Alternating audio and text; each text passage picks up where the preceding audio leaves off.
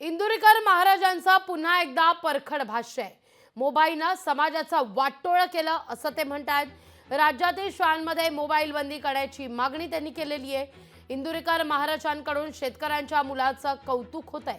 समाजाची सेवा करणाऱ्या या मुलाला नोकरी शेतकऱ्यांचीच मुलं घ्यावीत, पुढाऱ्यांची किंवा उद्योगपतींची नाहीत असं ते म्हणतात.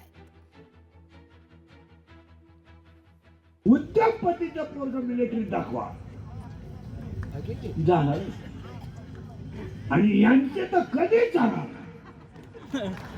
जे नेतृत्व करतात ना त्याचे नाही जाणार. आतापर्यंत भारताला स्वातंत्र्य मिळाल्यानंतर स्वराज्य फक्त शेतकऱ्याच्याच पोराने टिकवलं. जेवढे जेवढे संकटाच्या नोकऱ्या आहेत तिथं सगळे शेतकऱ्याचे. मोठ्याचे करीत नाही, मोठ्याचे करणारही नाही. त्यांनी फक्त आपल्याला म्हणायचं विकासाच्या दृष्टीने काही भरीव कामं करायची.